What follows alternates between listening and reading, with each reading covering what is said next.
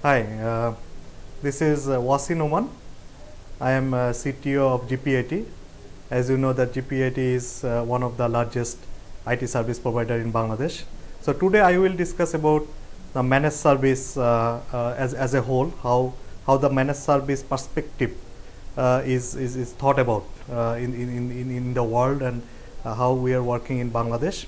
And on a high level, what should be the considerations on the managed service, and how this managed service is growing day by day in the world and in Bangladesh as well.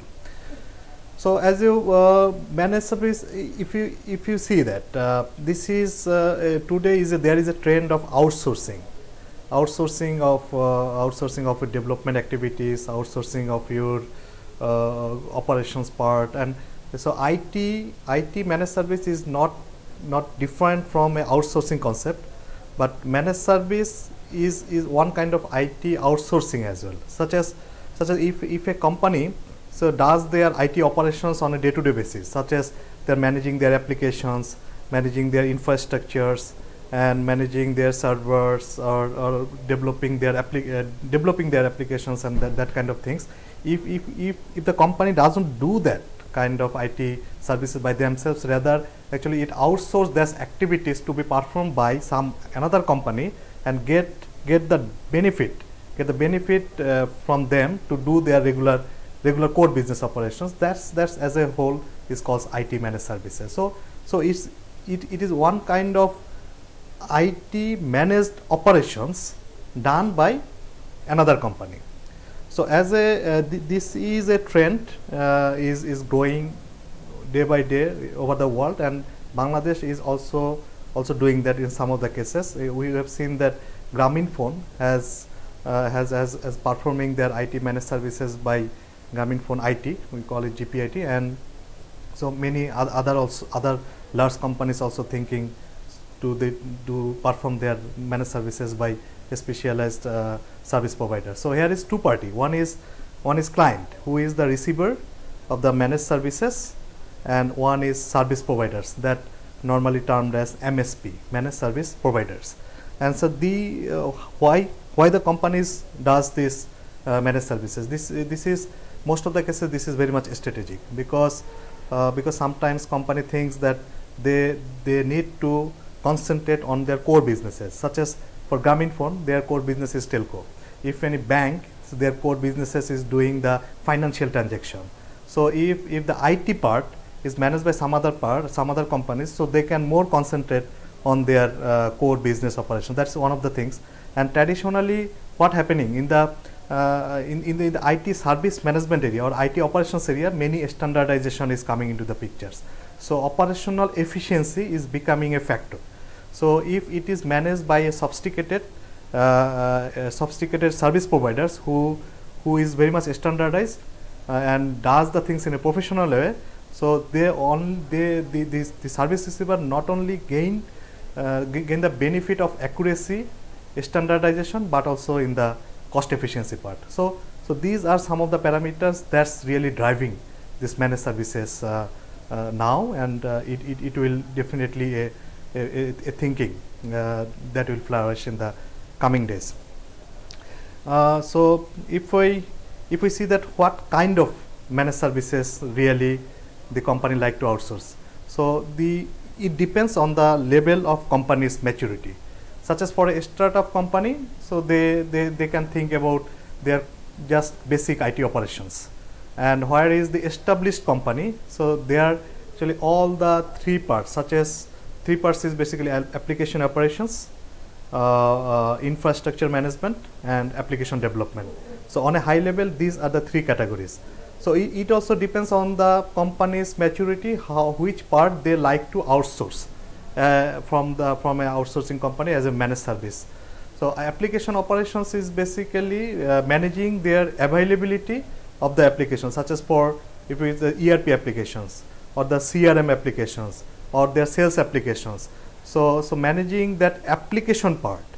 So if it is done by other companies, so this is application operation management.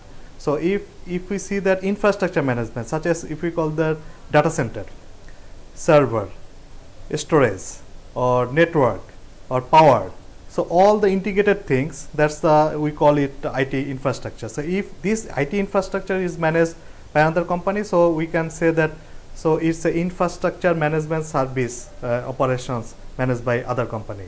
And another part is application development, such as if I change a process, if in my sales domain, so I need to customize my sales applications as well. Or if I need to develop a survey tool for my company, so it is also need to be developed. So that is the application development part. So on a high level, these are the basic three category: application operation, application development, and infrastructure management. And some of the companies really try to outsource the whole part. So then we call the end-to-end service management. If it is some of the component, such as for application operation or infrastructure management, so it is a subset of the managed services, but it can be further categorized, such as some of the companies really believe on that, so they like to gradually step into the managed service operations. So such as for backup service operations. So what they can do, so at the end of the day, actually some other companies do their backup operations management or the restoration. So the backup services is managed by another company. So it can be categorized on a high level to in a deep level. So it depends on the services part. But as a whole, it can be on a broader scale, but it can be on a component level managed services also. So when we talk about the application operations or the infrastructure management, so these are the greater ambition is to create the accountability by the managed service providers for the performance assurance of that applications or the infrastructure. So if we consider as a managed service provider, what the tasks at the end actually they like to perform, such as the monitoring of the applications or monitoring of the infrastructures, servers, data centers, user administration, and the assurance of the availability, and if any incident happens, so handling of that incident and handling of the problems, and then restoration of the applications on the infrastructures at the quickest possible time. Definitely is governed by some kind of service level agreement and KPIs, but the assurance of performing that thing as per the SLA is the prime activity of the managed service providers. So beyond that, actually, so there are some of the tasks such as for change management, release and patch management, and this needs to be done, and all the things needs to be performed in a secured way. Because if you know that information security is one of the prime concern these days. If we see so that such as for a bank who is managing their customers' data, and some other companies is providing the managed services on behalf of them. So most of the cases that company, how the company is performing and assuring the confidentiality and the privacy of that data is very important. So most of the cases this is governed by some kind of policy, process, procedures, and governance mechanism, but it also helps if some kind of standardization can be captured by the managed service provider, such as for ISO 27001. This is one of the standardization that if we can see that one company is ISO 27001 standard, that means their internal policy and processes is formulated in a way they are assuring that their customers' data is protected. So that kind of things needs to be captured by the managed service providers. And when we say that application development is should be very much dynamic because of nowadays business is growing very fast. When a bank is trying to launch a product for the customer in this dynamic environment, sometimes the quick agility that is really required. So accountability of the IT operations, IT development belongs to the managed service providers, but managed service providers can get help from their from some other parties, such as for the application development part, they can get help from some other subcontractors, and for the application operations, they can also employ some other people. But at the end, actually, customers knows who is providing the managed services as a single point, and these also the backend service providers that need to be professionally managed, accountable as well. So let's see, this is on a high level how managed services are really functioning, and what kind of managed services a company can provide. But if we see that how these companies are charged, because this also depends on the mechanism. If we see that a company who is a client or a service receiver, if he feels that so they need to be more secured because of their growth is uncertain, or their service number of services is unpredicted. So whereas actually some kind of mechanism is accepted, that is revenue sharing model, such as if company is if such a X percentage of their revenue year to year will be provided to the managed service provider. But it is there is also some kind of benchmark, what should be the standard percentage when a service provider is giving that kind of managed services. But there are some other mechanisms, such as if we see that if have some number of services is very much defined, and it can be governed very easily. So there comes in the cost plus model. So there is a such as for X number of services, so they will be monthly charged, and there is a setup cost that is based on the discussion we will really pay for, but it can be reimbursed. And there is some kind of ups and downs additional, such as for if there is a X plus Y, so how this Y number of charges should be made into the payment model. So that can be discussed, but on a high level, one can be the revenue sharing model, and another can be the cost plus model.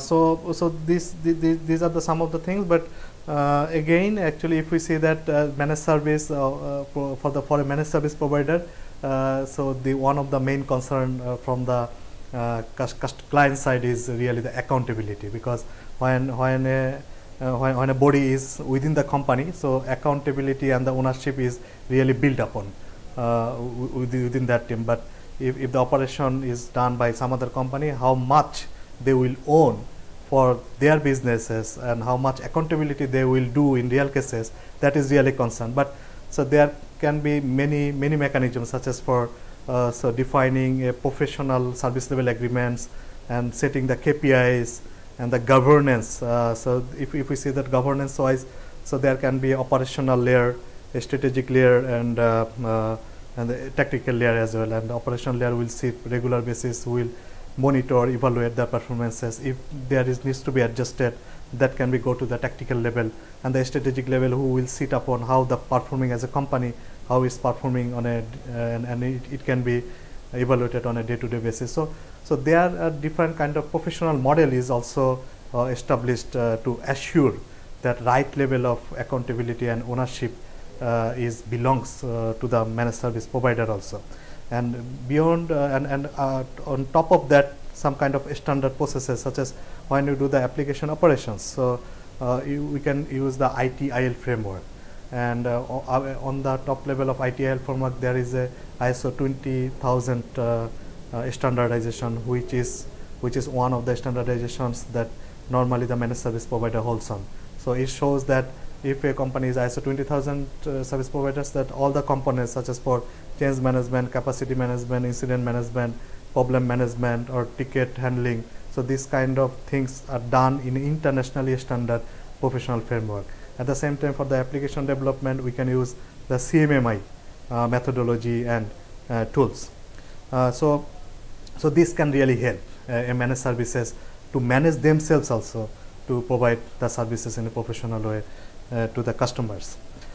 Now let's come to the governance, how this kind of governance, as I have said, that governance can be layered upon in the operational, strategic and tactical level, and these performances should be measured, monitored on a regular basis, and we cannot really underline this governance method. Most of the cases we have seen that the governance has been established, but due to the lack of monitoring of that governance model itself is not performing rightly. So it should be considered very seriously that this what has been committed in the governance model, such as for periodic meeting or periodic measurement and monitoring and tuning, that should be done properly and rightly and timely. And so now this is on a whole how the managed services, but still there is too much to be considered for a managed service provider, such as if a company has years they have established their IT organizations and many people is involved in this IT operations. So when does this transitional to a internal organization to a outsourced providers, that is really challenge from a employee perspective, how they look, how they see it. So the motivation of keeping the motivation rightly of the employees, because most of the cases many employees move to the internal organization, to the external organization, and they like to perform the things in a professional way from outside organization. So the key component is how smoothly we can keep the motivation of the employees to get the things from outside service providers. That's a very important point. And when a company does many things from their internal IT organization, process and then framework is very much tightly coupled and man-to-man and relational basis. But when it is received from another managed service providers, that the process, governance, and thus monitoring, so that needs should be rightly captured and rightly framed. And as I have said, that ownership, information security is a major concern, because that is one of the hurdle.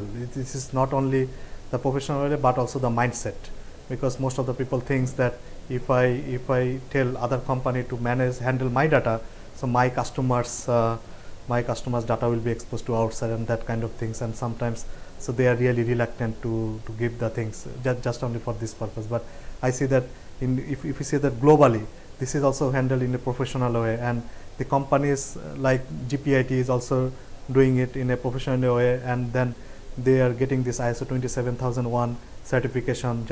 This is also proves that the managing the customer's data confidentiality is also not only art but also critical substance that must need to be confirmed. And thank you very much. This is as a whole what I like to talk about the managed services.